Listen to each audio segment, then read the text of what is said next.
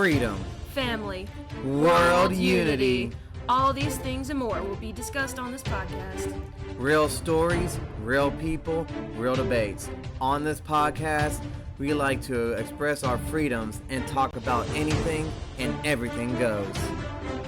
Like freedom, family is important to us, and anybody that is listening, watching, or coming on the show as a guest star are all considered part of the greatest family to ever bless the solar system, the human race. No matter who you are, where you come from, you will always have a voice here on this podcast. We like to flex our First Amendment, where all speeches and opinions are accepted for the right of freedom of speech.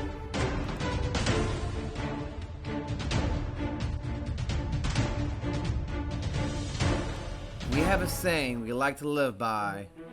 Live life with eyes wide open. Being open-minded leads to true understanding of the world as it really is. Please, come, join us, and enjoy this experience as we embark on this journey of truth as we dismantle the subjective truth. I'm your host, Nick. And I'm your co-host, Victoria. And you're experiencing high consciousness.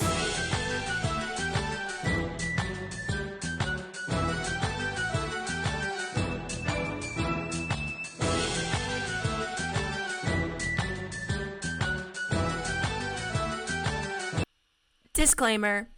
Any and all information on topics presented are to the best of all who is present in each episode's knowledge. The goal of this podcast is to bring people together and set the example we all wish to see in our everyday lives. Whether it's home life, education, politics, history, business, etc. Any and all subjects can and will be talked and peacefully debated about on this podcast. On debate episodes, there will be a set rules of debate that hosts and guests alike must follow. We ask that you, the audience, like we ask of our guests, in the comments to please try to keep the language as clean as possible. We are a podcast for entertainment as well as educational purposes. Here we are all equal no matter what race, age, or gender. Thank you, and enjoy the show. Hi, y'all. Hi, y'all. Welcome to High Consciousness. I'm your host, Nick. And I'm your co-host, Victoria, and we are High Consciousness. Hey, y'all. Welcome back to another episode of High Consciousness. And if you haven't already, please hit the like button, hit subscribe, follow us on Rumble, YouTube. We have Facebook, Twitter, and True Social.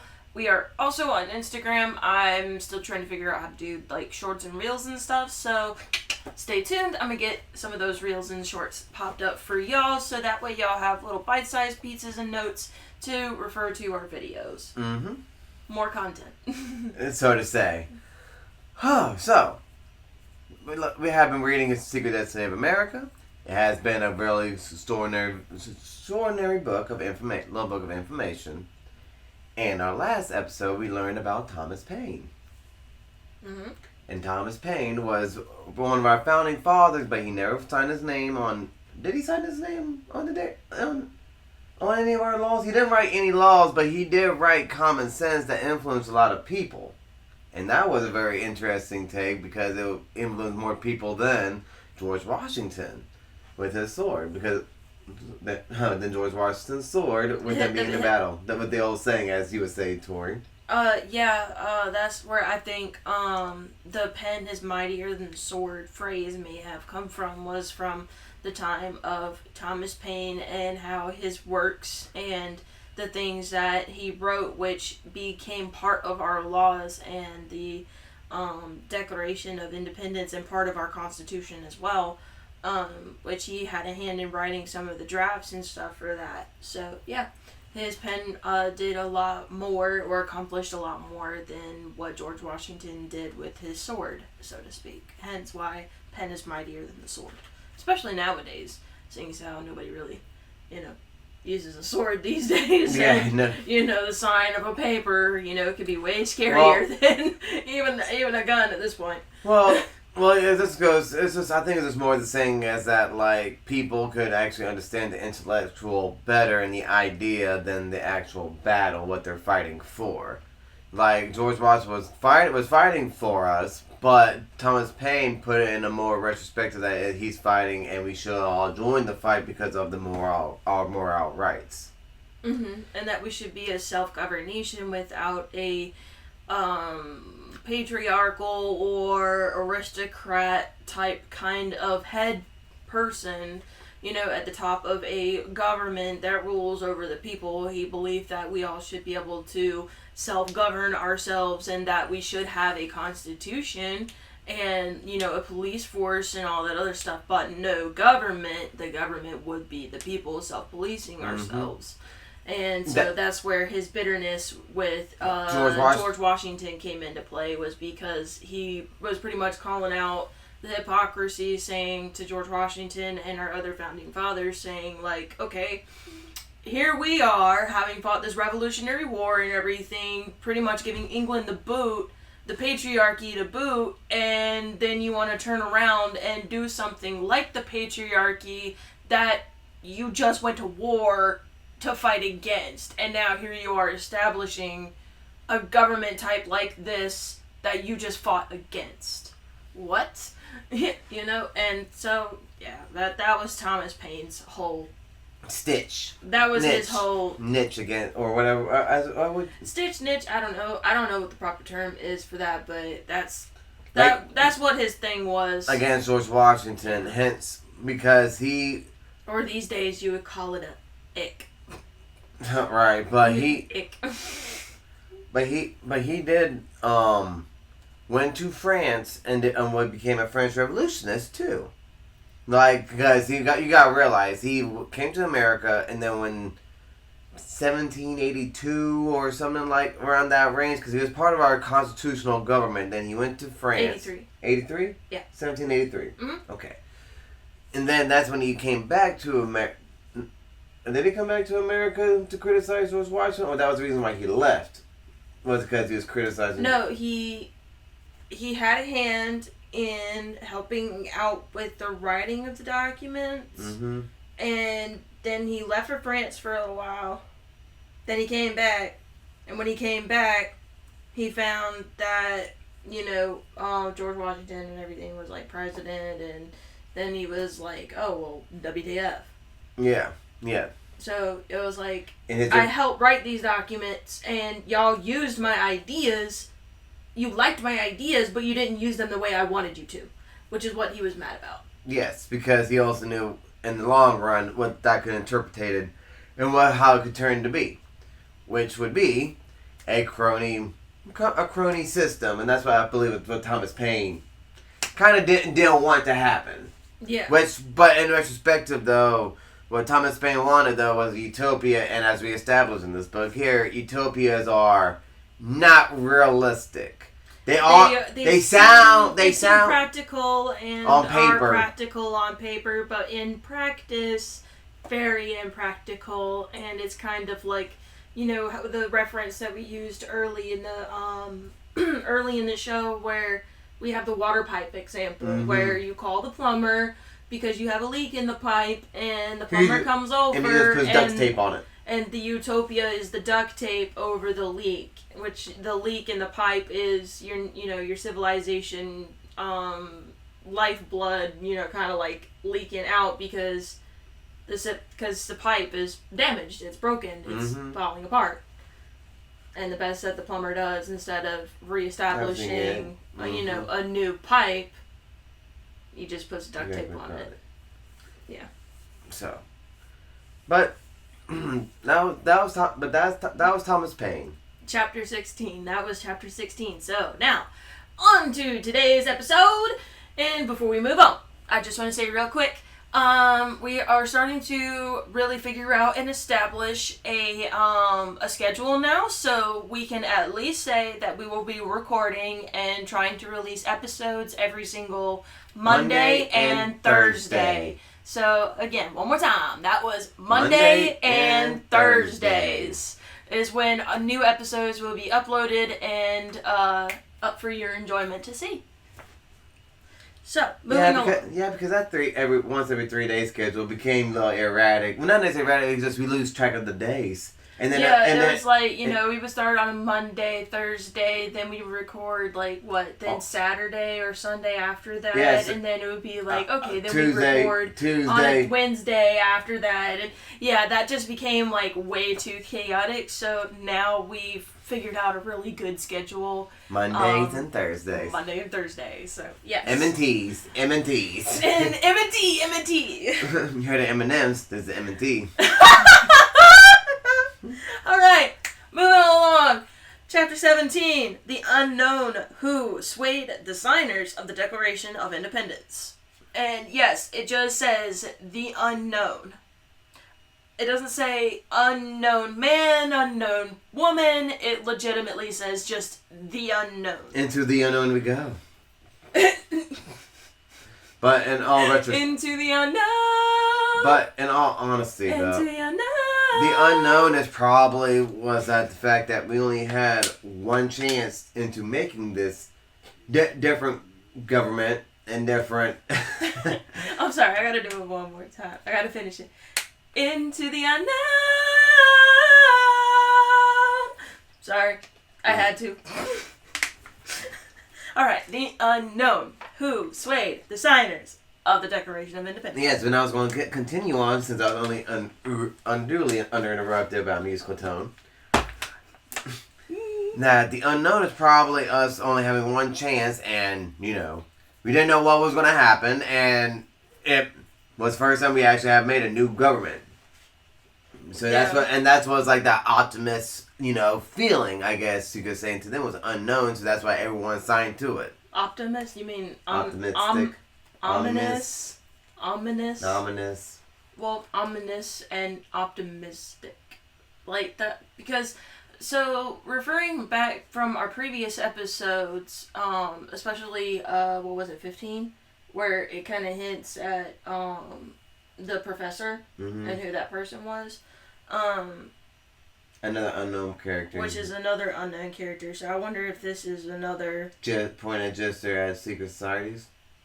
At that person that was the unknown, the same unknown that had a hand in the designing of our flag.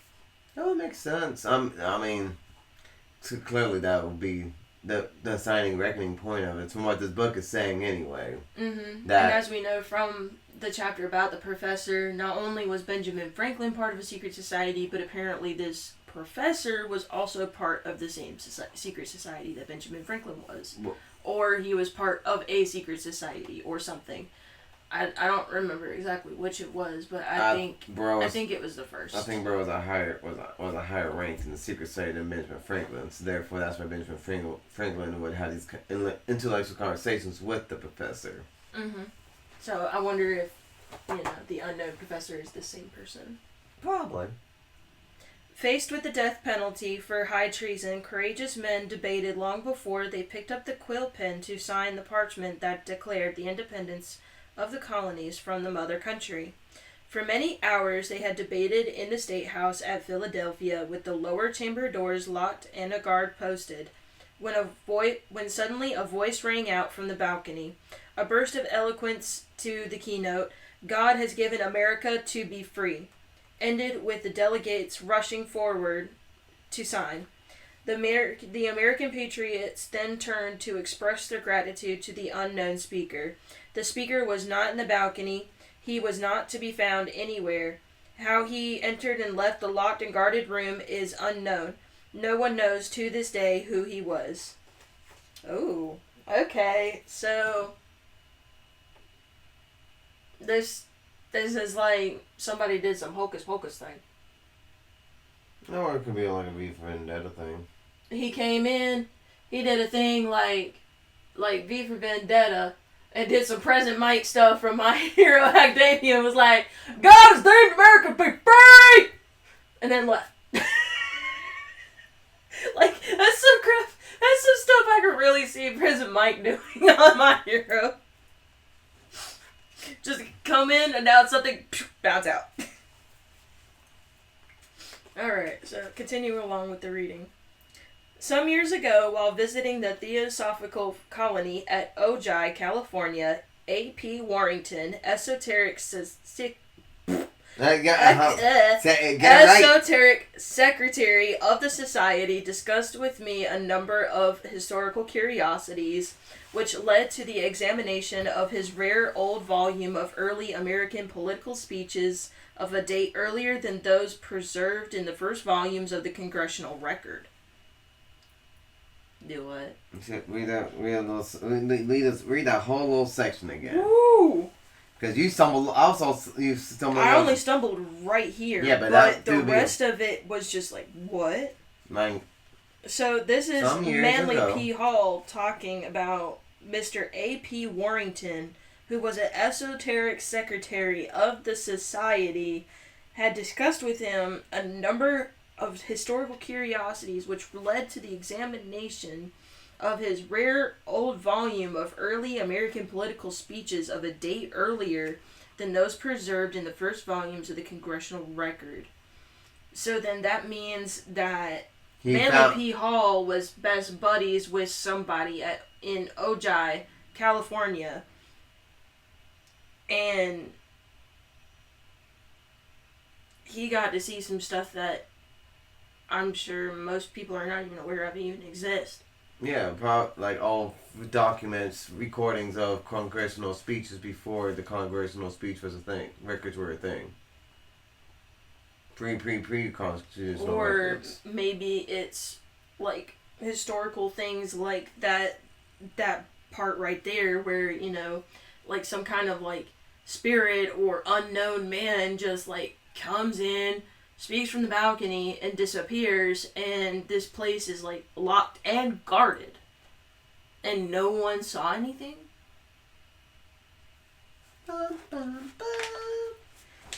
He made a particular mention of a speech by an unknown man at the time of the signing of the Declaration of Independence.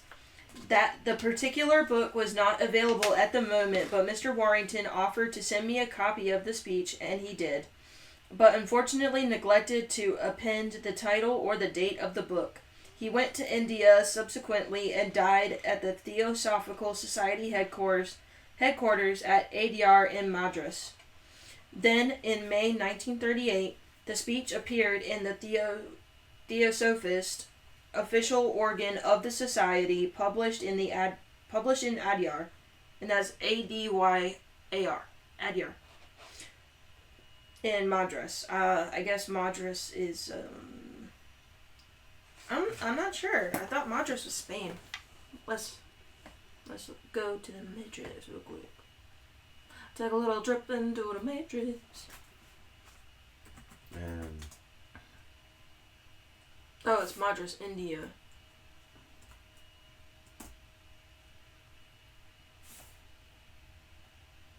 It's not called Madras anymore. Earlier known as Madras. Okay, so now it's called Chennai.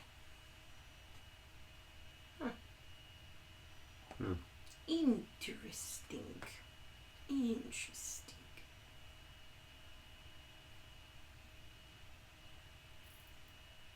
Well, interesting. Real interesting.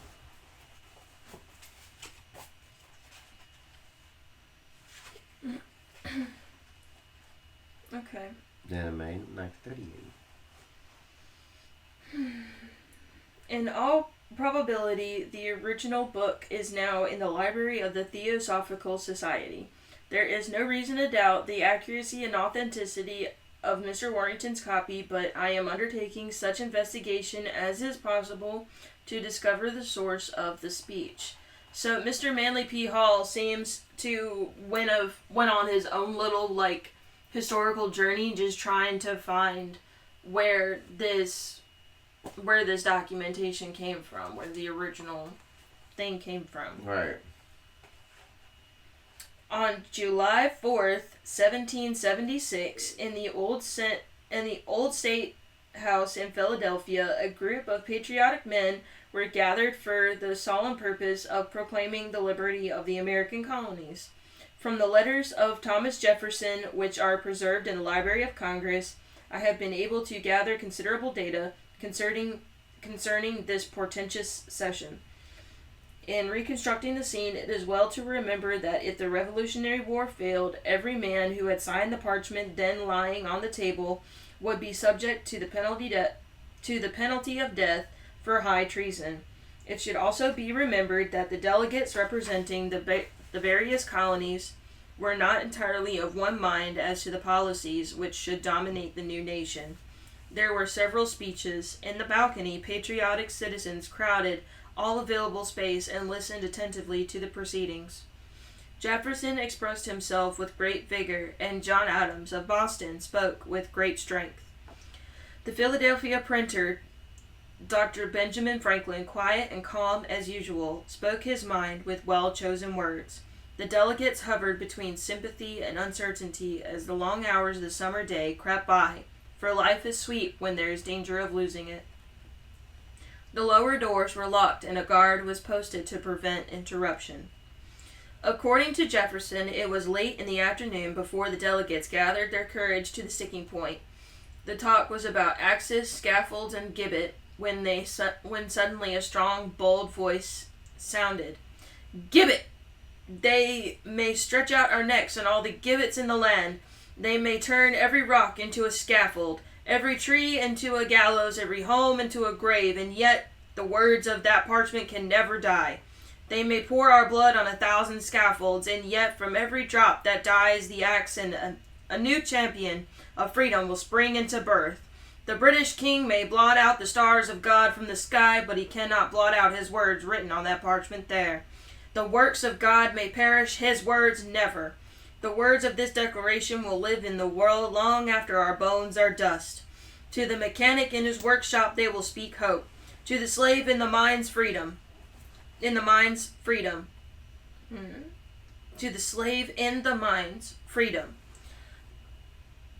But to the coward kings these words will speak in tones of warning they cannot choose but hear. Sign that parchment. Sign if in the next moment the gibbet's rope is around your neck. Sign if the next minute this hall rings with the clash of falling axes. Sign by all your hopes in life or death, as men, as husbands, as fathers, as brothers. Sign your name to the parchment, or be accursed forever. Sign, and not only for yourselves, but for all ages, for that parchment will be the textbook of freedom, the Bible of the rights of man forever. Nay, do not start and whisper with surprise. It is truth. Your own hearts witness it. God proclaims it. Look at this strange band of exiles and outcasts suddenly transformed into a people, a handful of men weak in arms but mighty in godlike faith. Nay, look at your recent achievements, your Bunker Hill, your Lexington. Then tell me, if you can, that God has not given America to be free. Good Lord, this is all just one... Yeah, no, this guy legitimately... Whoever this person is that just, like...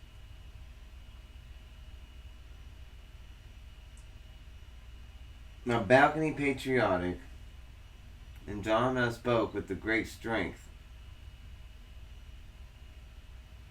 Where are you? It was Don Adams. And John Adams of Boston spoke with great strength to fill... But that's all the way back here. Mm-hmm. I'm over here. I know, but...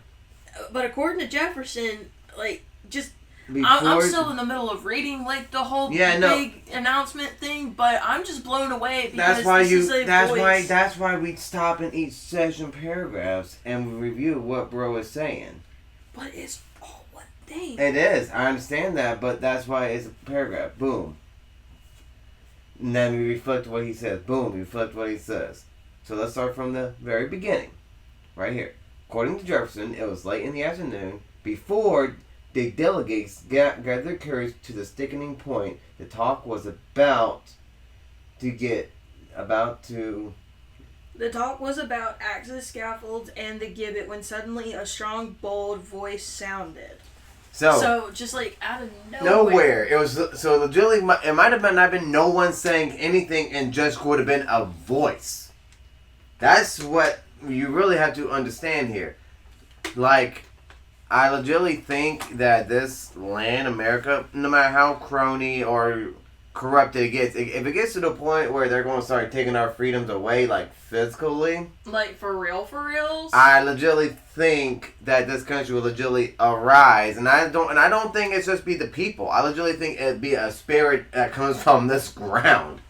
Literally, like no. I mean, how many Native American stories do we have that back up the historical record that there is some form of righteous, like virtuous, truth-bearing, light-bringing, enlightenment spirit that is here on this land?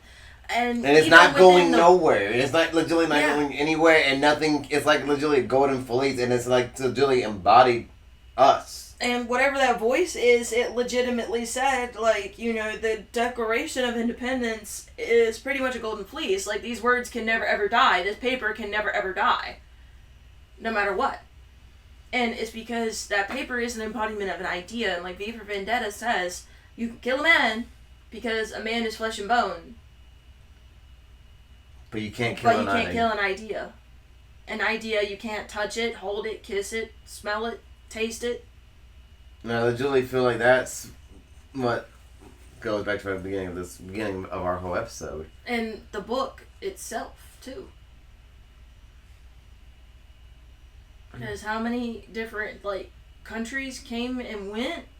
There was... Rome, Greece, the Vikings, Egypt, and... There's one more. One more that I didn't name. The Chinese. Chinese, too. Uh-huh. The Chinese. Mm-hmm. When? Apparently, according to chapter... I think it was chapter... It was one of the ones that I read. I think it was chapter 10. 3. Or not 10. It would be 11. 3. 9. No, it would be 3, I feel like. Not 9, because that's not going to... No, that'd be 3. Maybe 3. No, it will have to be 3, because that's when it was talking about the ancient world. Yeah, see? I'm sorry to have to fact check you. They might have to fact check you there. Yeah, chapter... Yeah, it had to be... Okay, that's talking about all the different...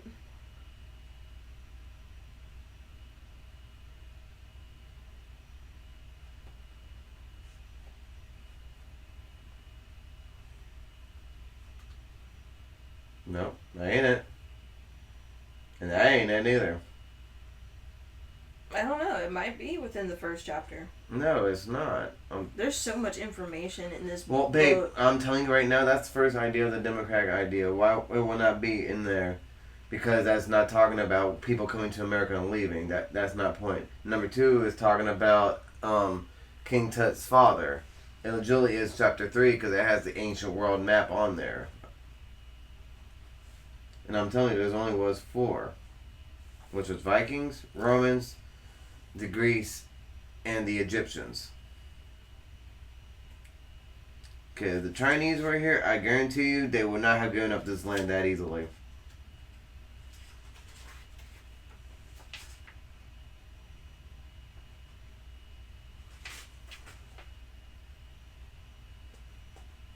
Mm-hmm. Egyptians and the Chinese. Oh. See? Told you. Well, I'm wrong. I admit I'm wrong. But still.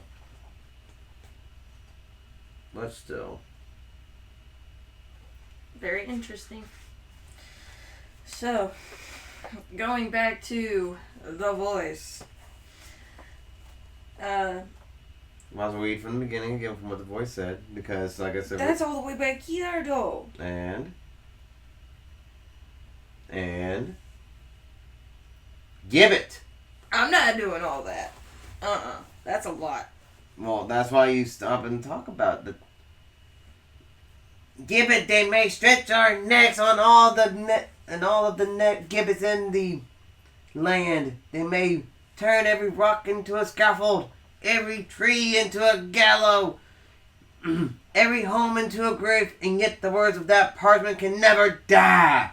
They may pour blood on 1,000 scaffolds, and yet from every drop that dies the axe, a new champion of freedom will spring into birth.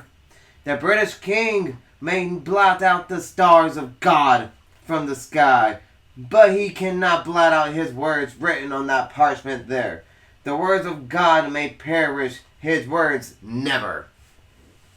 So, that should tell you. So, right there from the very beginning, bro, it's pretty much saying, like, yeah, this is freedom upon freedom where everyone has fought for. Back from the Romans, the Romans, the Greeks, from slaves trying to get break free from everyone. From and the whole mentality of too. Even the Vikings. The anime Vinland is actually based on a real story, like on the real a mythology. orphan. Yeah, about not necessarily fictional story, but there's little information about the character Thorfinn. There is little information about. There is little information. So the creator of Vinland just took that story and tried to connect key points in history and made his own story about it. So that's why it's called a historical fiction anime. But one of the key points of the information that we do know about Thorfinn is that he was on that boat with Leif Erikson because he and Leif were buddies. Apparently Leif was his stepdad or something after his real father, just like in the anime, died, and Leif Erikson took him up, and Thorfinn went through slavery and all this other stuff, and so we and Leif got on the boat and we were like, let's go find Vinland. Let's go find that place that we're talking about that's out to the west. Which, if they're in Iceland, out west of Iceland is still here. It's still us over here in North America.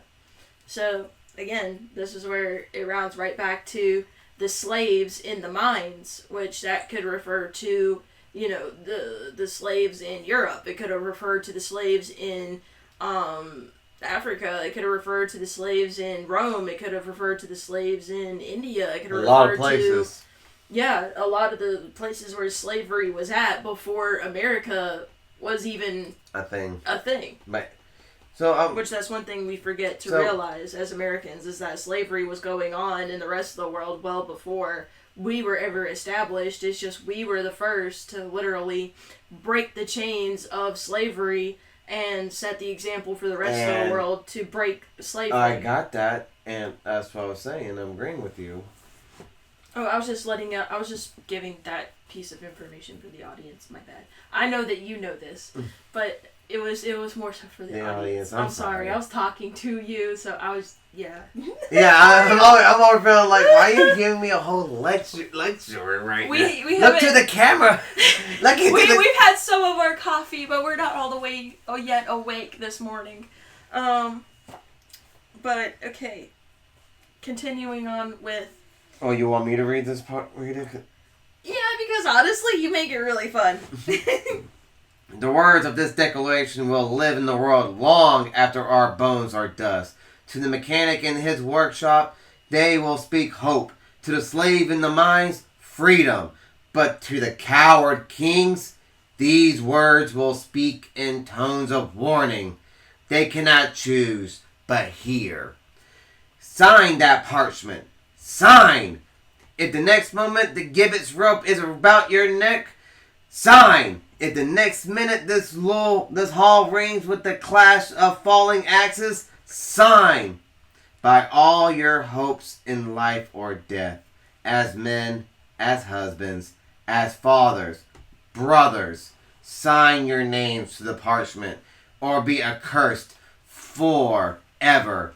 Sign, and not only for yourselves, but for all ages. For that parchment will be the textbook of freedom, the Bible of the rights of man forever. So that right there, bro, is legitimately demanding these people, pretty much giving the whole realistic as how real this is for these people, for these men in these halls that are debating. At this point, I think the spirit that we were talking about, the Native Americans, or the spirit of this land in general, legitimately embodied itself, because I feel like this is where it could legitimately truly be it could establish itself in human nature, human rights, and therefore, I guess, spirit to godhood, in a sense. Like, we know we heard of man to godhood, but we always heard God is in spirit.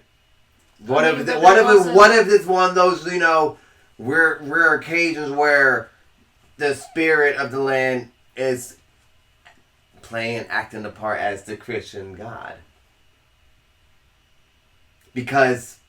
Or what if this is just the Great Spirit in general? What is the Great Spirit to the Native Americans? When you compare and contrast what the Great Spirit is and all of its attributes, and you line it up next to what the Christians would consider their God to be like, all loving, all knowing, all seeing, and, God is in everything. Mm-hmm. It's nature, it's love, it's life, it's truth, it's wisdom, it's everything, all this and above.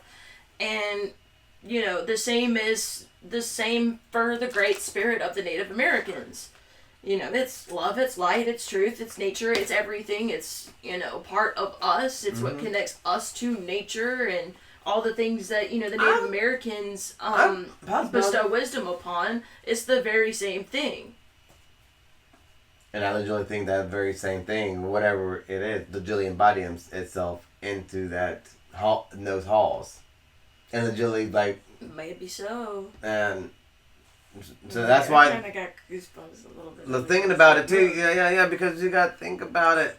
Everything that happened to this land from down to 1812, the White House burning down, a hurricane coming down on the British land. Yeah, just out of nowhere. Every single time that someone tried to infiltrate America, if it's not in house or whatever, it always has failed, terribly backfired. And if you notice, every war that America has ever fought, we won. Except for 2, which was in-house. No, every war that we've ever fought, we've won. Yes, there's that. But... Except for Vietnam. Or at least that's what we're taught. We're even taught that we won Vietnam because we had the body count or whatever. I think it was a draw. In my opinion, it was a draw. Because you gotta look at the only 2 things that you gotta look at the Vietnam War and the Korean War is that that was the first, from my understanding, from what I'm looking at it, when you watch all your other documentary videos on it, from what I see as a military standpoint, we won the war because we successfully did our operations and taking out the communists and not occupying the territory, but leaving it and letting them come back. That was the problem with Vietnam. That once we did leave, because we had a high body count and, we were just done fighting it because there was no real territorial gain in Vietnam. If we would have killed any more people, then it would have been a complete genocide of the Vietnamese people. Pretty much. We were not aiming to do an incomplete genocide. Exactly. So that's why we pulled out, and that's why the Viet Cong took over. Because, once again, that was a civil war on its own type deal. Yeah, but America has only had 2 wars.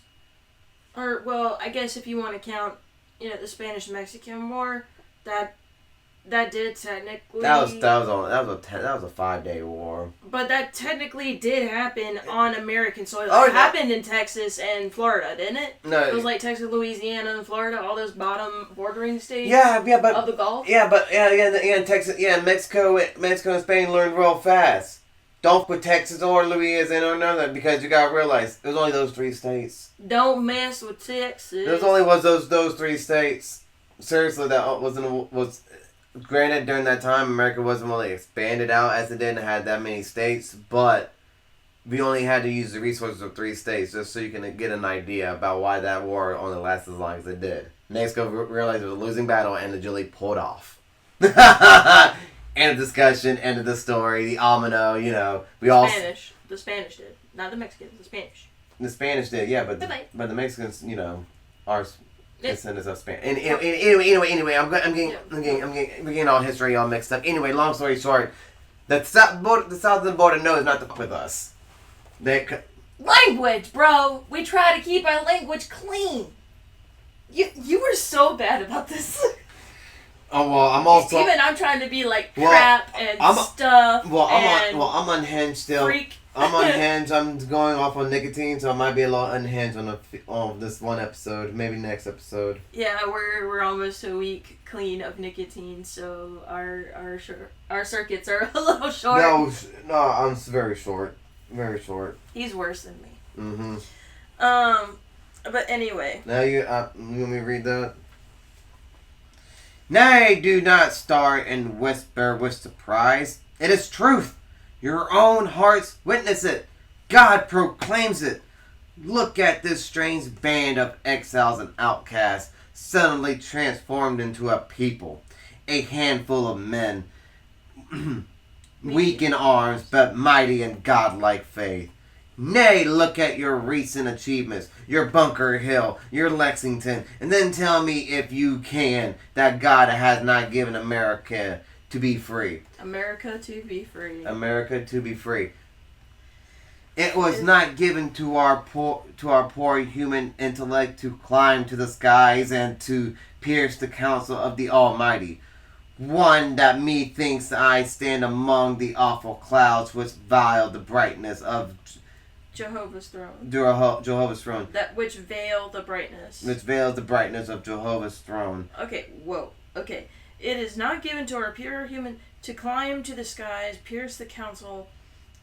Ooh. So, remember when we were watching that movie, what was it, 1950s or 60s?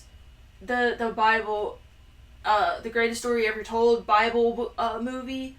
The old one with like the most. The 3 hour long movie. Yeah, the 3 hour long movie from the 50s or 60s or something like that. 60s, I believe it's from 58, 59. And remember with Nimrod, like apparently, with Tower of Babel, we were trying to climb to the skies, as it says right here, and then pierce the council, which. In the Bible, it doesn't say anything, and none of the other holy books, like I've read the Quran, the Torah, the Bible, the Talmud, all the essential books, even the Dead Sea Scrolls, Book of Enoch, all that stuff.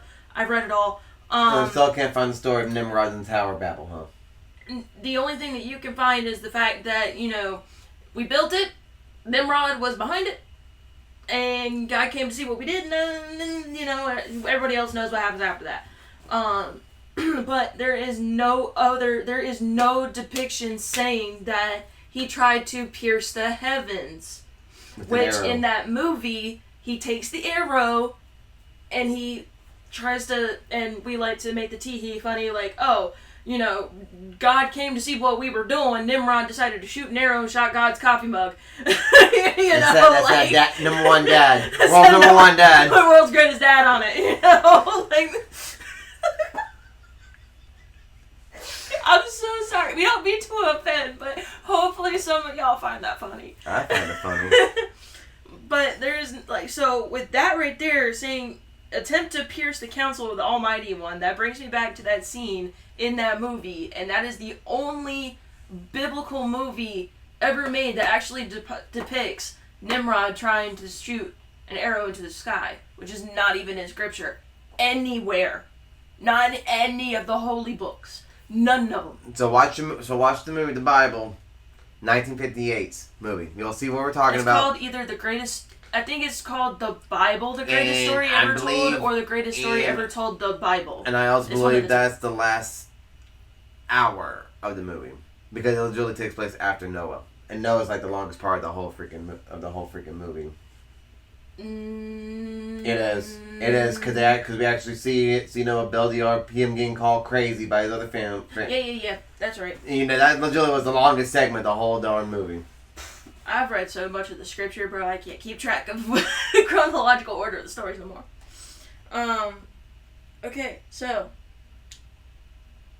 yeah, climb to the skies, pierce the counsel of the Almighty One, in the awful clouds which veiled the brightness of Jehovah's throne. So that's one holy book that I haven't written. Two. The Book of Mormon and the Book of Jehovah's Witness. I mean, I don't know if it's the same Bible or what, but I haven't written that. I haven't read their scriptures either. So that's something to explore later. Methinks I see the recording angel come trembling up to that throne and speak his dread message. Father, the old world is baptized in blood. Father, look with one glance of thine eternal eye, and behold evermore that terrible sight. Man trodden beneath the oppressor's feet, nations lost in blood, murder, and superstition, walking hand in hand over the graves of the victims, and not a single voice of hope to man. He stands there, the angel, trembling with the record of human guilt. But hark! The voice of God speaks out from the awful cloud. Let there be light again, and tell my people, the poor and the oppressed, to go out from the old world which oppression and blood, and build my altar in the new. As I live, my friends, I believe that to be his voice. Yes, were my soul trembling on the verge of eternity, where this hand freezing in death, where this voice choking in the last struggle, I would still, with the last impulse of that soul, the last wave of that hand, with the last grasp of that voice, implore you to remember this truth. God has given America to be free. So again, it repeats, God has given America to be free. So, so basically saying that, like, yeah, with all of these secret societies or whoever, these demonic beings that want to throw, satanic stuff around, I legitimately feel like they're really about to get theirs. And the proof is in the pudding. Yeah. It's like, in this pudding at least. I legitimately feel like that, like, it's just a getting to the bowling point, to the point where everybody's gonna get fed up, and then that's when we all get enlightened again, I guess you could say. It's crazy. I don't know. That doesn't make sense.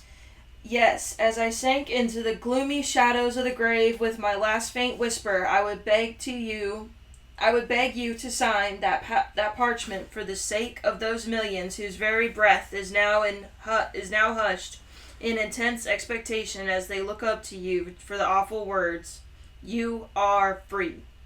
The unknown speaker fell exhausted into his seat. The delegates, carried away by his enthusiasm, rushed forward.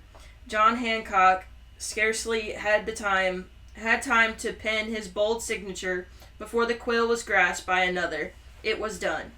The delegates turned to express their gratitude to the unknown speaker for his eloquent words. The delegates turned to express their eloquent words. He was not there, though. But he was not there. Who this strange man who seemed to speak with a divine authority, whose solemn words gave courage to the doubters and sealed the destiny of the new nation? Unfortunately, no one knows. His name is not recorded. None of those present knew him, or if they did, no one acknowledged the acquaintance. How he had entered into the locked and guarded room is not told, nor is there any record of the manner of his departure. No one claimed to have seen him before. There is no mention of him after this single episode. Only his imperishable speech bears witness to his presence.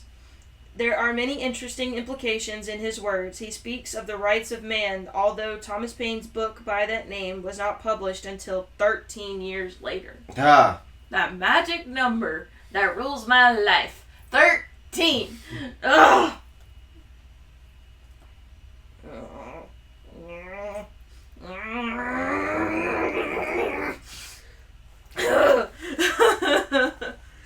He mentions the all-seeing eye of God, which was afterwards to appear on the reverse of the great seal of the new nation. You mean that eyeball on the pyramid? Yeah. On our dollar? Yeah. You mean that thing? Yeah. Oh, boy. In all, there is much to indicate that the unknown speaker was one of the agents of the secret order, guarding and directing the destiny of America. Some time ago, an Eastern publisher suggested to me that an interesting and important title for a book would be The History of the Unknown Men. The publisher was a great reader of history, and it was his observation that nearly all great causes are furthered by mysterious and obscure persons who receive little or no credit for the part which they played. To write history of these men would be to write the history of the Order of the Quest, the story of the unknown philosophers. Some, like Francis Bacon, came to high estate, but most of the unknowns work obscurely through other men, who gain the credit and fame. In an old book of rules used by the brothers of the secret orders is the following. Our brothers shall wear the dress and practice the customs of those nations to which they travel, so that they shall not be conspicuous or convey any appearance that is different or unusual. Under no condition shall they reveal their true identity or work which they have come to accomplish, but shall accomplish all things secretly and without violating the laws or statutes of the countries in which they work. Mm-hmm. Ooh. Whew. So... Someone's got to go.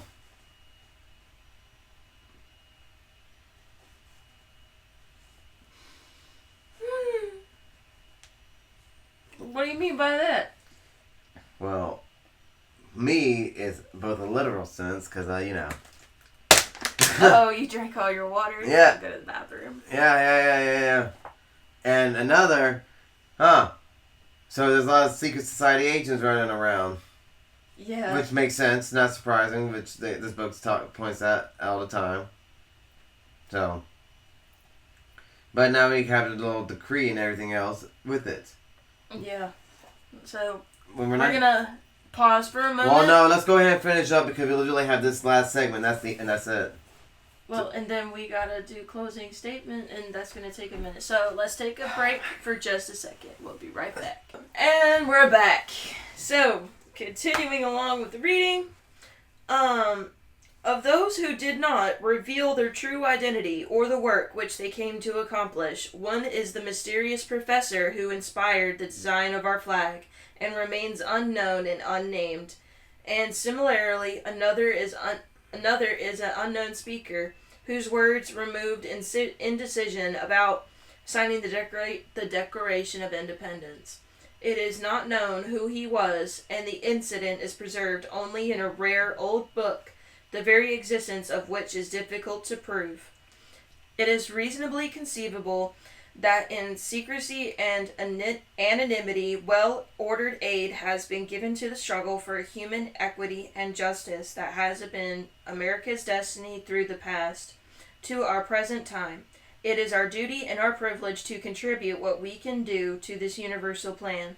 It will go on, served by the unknowns, until the Platonic Empire is established on the earth and the towers of the new Atlantis rise from the ruins of a materialistic and selfish world. Atlantis! That... What they do? So it does refer to the professor and this unknown person that just all of a sudden spoke all that awesomeness from the gibbets to, American God being free. American wants God. They look God up wants to you America for to the be free. awful words, you are free. Like, all the way from there to there.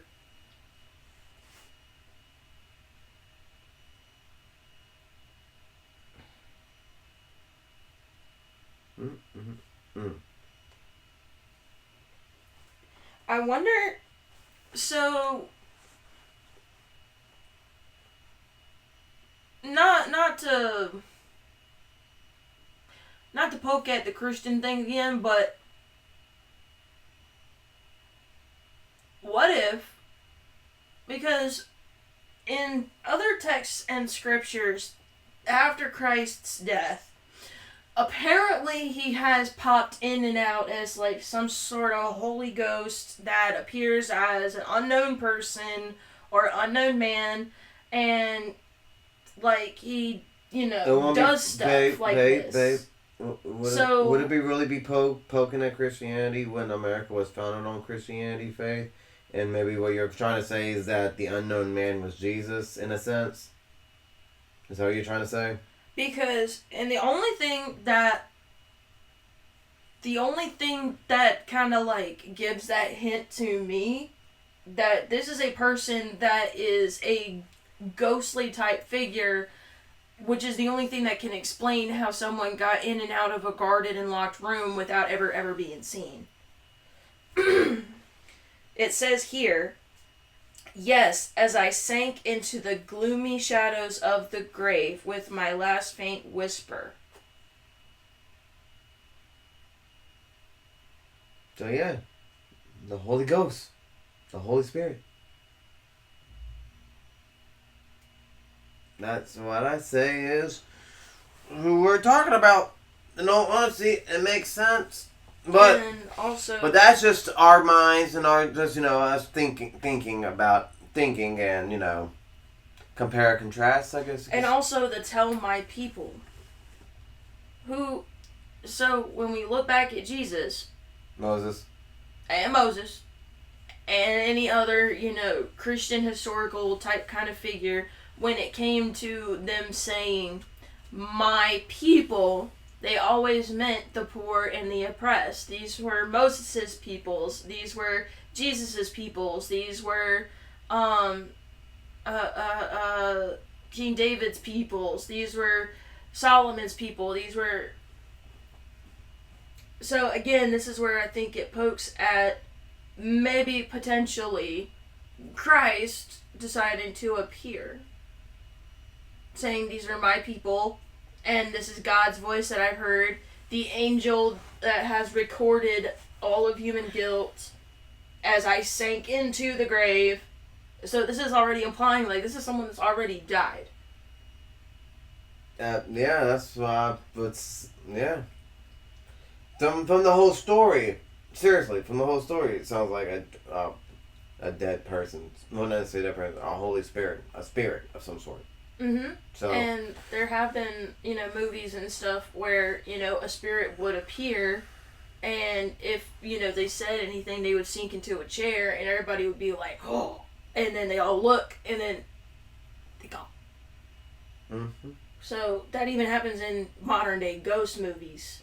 So if that happened here all the way back in 1776 on 4th of July, then who's to say It will happen again this Thursday? this Thursday? I mean, as far as I know, That's there's nothing major going on. On 4th of July, on Thursday. I know I know today is July 1st, and I know Thursday is July 4th. And with everything that's going on around here, you don't think that Holy Spirit might just resurrect? We don't know who's going to be. The Great Spirit. The Great Spirit. The Great Spirit. We ain't going to know who it's going to be. Like they said, it's going to be an unknown person in an unknown status that has very high ranking power. And we ain't going to know who it is. We can point and jab at who it could be. I mean, Jesus did say that he was not of this world, so... So the Great Spirit is legitimately could be, that. That shows up in a timely manner when things are legitimately at the boiling point. Well, I guess we'll have to see. Mm-hmm. But... Our next chapter, in our next episode... is chapter 18. The symbols of the Great Seal of the U.S. And it has a little picture with it, too. Ooh. So right here, that's the phoenix. And then over here is the eagle. So phoenix, eagle. Phoenix, Eagle. Eagle. Phoenix, eagle. And as we know, the phoenix has a lot of great significance in history and time and what it represents, like resurrection and, something old being destroyed and to the blazes into a new. And gives birth to a new something. So Chapter 18 is the next episode on the 4th of July, on our country's birthday. So, please join us for that very special episode. We will try to have a couple of guests on that episode so that way we can all learn about the great symbols of our country all together. And with that being said, please leave a like and a subscribe so that we can get going in the algorithm. We are still being shadow banned by YouTube. We are still not being able to be looked up on Google. Facebook has removed a few restrictions, but I'm sure when we go to repost again, we'll end up getting more slapped with a couple of restrictions again as well. And we are not posting anything other than our podcast videos. so we're not really quite sure what we're getting slapped for. Maybe you guys could give us a little hint as to what we're getting slapped for with those suggestions. Or maybe if a Facebook moderator and administrator wants to go ahead and let us know, you can do that too. That'd be great. Yep. Thank you. Thank you. And remember, again, leave us a like and a subscribe. And remember to follow us on Rumble, Twitter, or X now. Sorry. It's called X now. And comment, leave questions. Because I know, once again, I'm sounding like a broken record now. We all know you have questions on this stuff. So please, ask. Remember to follow us on Facebook, True Social, X, and, follow us on Instagram, too. I'll be uploading some shorts and reels here shortly. Thanks, guys, and y'all have a good one. Take care now. Bye-bye then. And remember to live life with eyes wide open.